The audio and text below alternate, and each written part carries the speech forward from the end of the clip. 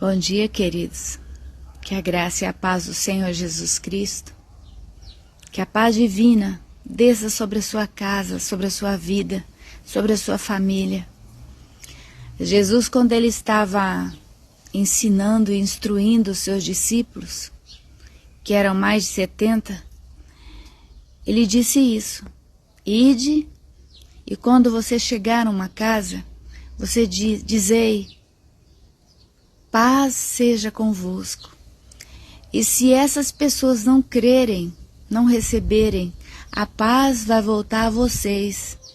E saia dali e bata até o pó da sandália dos seus pés, porque este lugar não é digno de vocês.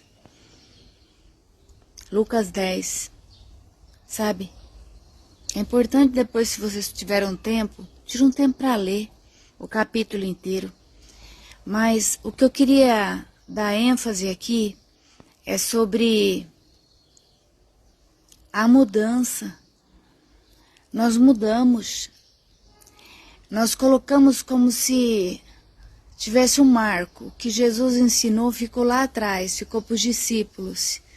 E de lá para cá a gente vem, parece que aprendendo sozinho, fazendo do nosso jeito. E não tá certo, tá errado. Nós precisamos continuar o que Jesus ensinou aos discípulos, porque nós somos os discípulos de Jesus. A Bíblia diz que nós somos a carta viva do Senhor. Nós estamos continuando a escrever o seu evangelho. Então, quando você chegar a uma casa, diga isso. Que a paz do Senhor esteja sobre vocês. É a paz divina, a paz de Deus esteja sobre essa casa. Se a pessoa não receber, você não está perdendo nada. Essa paz, ela volta para você. E se apresse em ir embora. E quando você sair dali, bata a sandália dos seus pés. Não carregue o pó dali com vocês não, porque essas pessoas elas não receberam a paz de Deus, que nos faz bem, que nos traz esperança, que muda a nossa vida, e que foi o que o Cristo, Senhor da nossa vida, nos ensinou, sabe? Eu estava lavando louça e estava pensando, assim, Deus falando no meu coração sobre isso. E eu comecei a me lembrar sobre as coisas que estão acontecendo hoje. Ontem eu tive que ir na escola resolver um problema. Eu ainda tenho menores, filhos menores. E me deixou muito angustiada. Algumas coisas que aconteceram lá. Não com a minha filha, mas com alunos. É briga direto, é muita briga nas esquinas, é muitas, sabe... Pais se envolvendo em brigas de criança, prometendo matar, querendo levar para a justiça, coisas bárbaras por conta de nada. Às vezes de uma palavrinha, você tá gordo, sabe? Esses dias eu fui conversar com o prefeito da minha cidade, que eu amo muito ele, e ele disse, nossa, o que aconteceu com você? Você tá tão magrinha, você emagreceu tanto. Eu falei, eu emagreci 15 quilos. Aí eu tava explicando o porquê, por conta da fibromialgia. É uma enfermidade que infelizmente eu estou vivendo ela. E para ele poder entender. Mas assim, aquilo não me ofendeu. Eu não trouxe aquilo para minha vida como um bullying. Nossa, ele fez bullying comigo porque eu tô magra, sabe? Mas as crianças, elas levam como bullying. Se falar que tá magra, ou se falar que tá gordo, ou se falar que tá grande, ou que tá pequeno demais.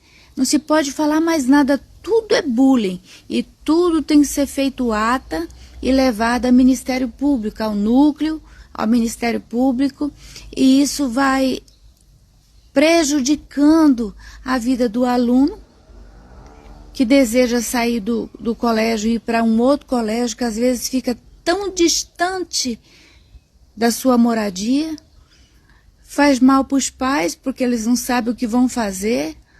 É difícil você controlar a boca de uma criança, que ainda é criança, de 11 aos 16 anos, vamos colocar aí 16 anos e meio. Eu, como mãe, eu digo que é a idade mais difícil que para mim foi, para me educar meus filhos, para me suportá-los algumas vezes. Dos 11 aos 16 anos e meio, eles se acham muito sabidos. Eles aprenderam tanta coisa diferente de você, que eles acham que o que eles aprenderam é o certo. E o que você aprendeu não é certo. Passou. É careta agora. Entende? Então, assim, os pais hoje estão enfrentando uma grande luta para poder dar o melhor para os seus filhos. Demonstrar amor. Na minha casa, eu tinha um pacote de arroz, onde eu colocava o meu caderno para não molhar, o meu lápis e a minha borracha e a minha caixinha de lápis de cor. E eu nunca reclamei. Aquilo é o que eu podia ter, era o que os meus pais podiam me dar. Os meus irmãos também tinham a mesma coisa. Aí na nossa escola tinha sim lá os riquinhos que levavam bolsas, levavam merendeiras, né? Aquelas bolsinhas de merenda, coisa mais linda, uma mais bonita que a outra. Mas eu nunca desejei aquilo, porque eu sabia que não era para mim, sabe? Mas uma coisa, eu me lembro que eu ficava muito tempo longe do abraço do meu pai, longe de falar com ele, alguns dias, porque eu achava que ele podia me dar o melhor. Ele podia melhorar o que eu tinha.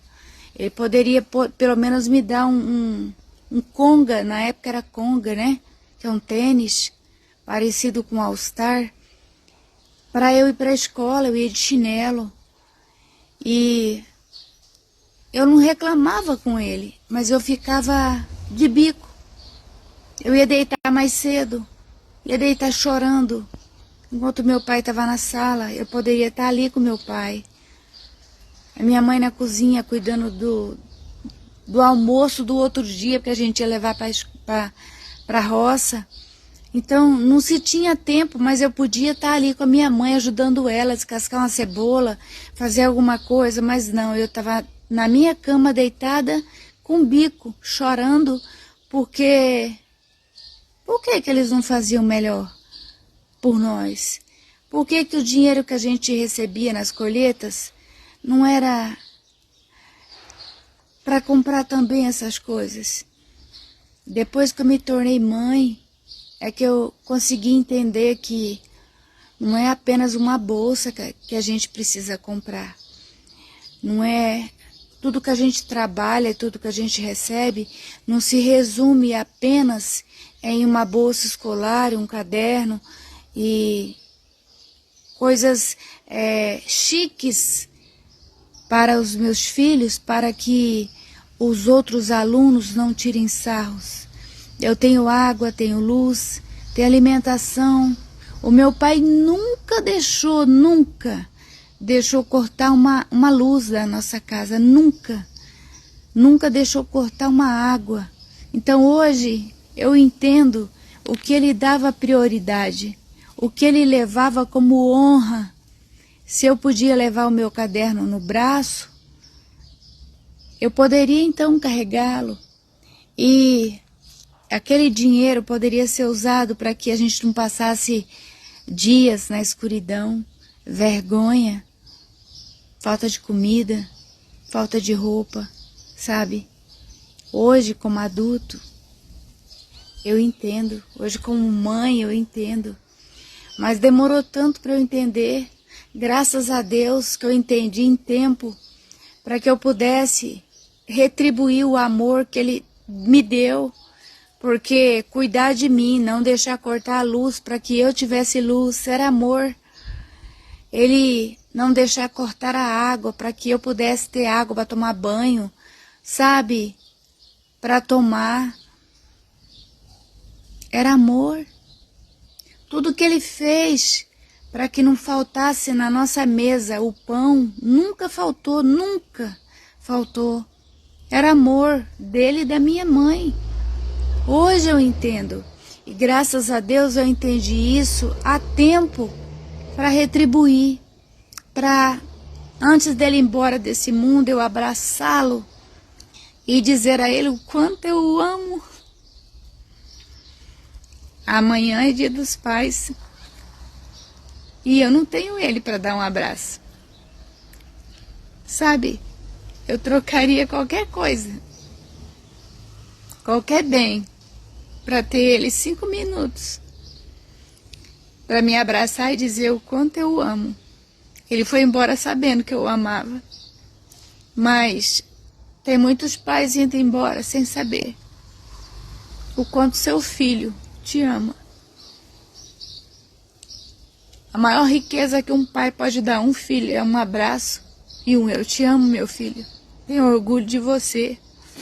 E isso eu escutei do meu pai por muitas vezes. E da minha mãe. Mas Deus levou meu pai. E agora quando chega o dia do pai, fica um vazio, sabe? A vontade de dar aquele abraço gostoso que ele dava. E dar um beijo no rosto dele. Ele não gostava de beijo, mas eu beijava. E ele falava, quieta menina. Que vontade de viver isso de novo. Que vontade de correr com ele como a gente corria. Que vontade de escutar a voz dele falando com a minha mãe. Ó, eu vou ali no açougue, vou comprar um mocotó. Ele adorava mocotó. Aí os dois começavam a discutir porque minha mãe não gostava de cozinhar o mocotó. Porque se não souber cozinhar, se deixar o fogo alto, ele começa a explodir, né?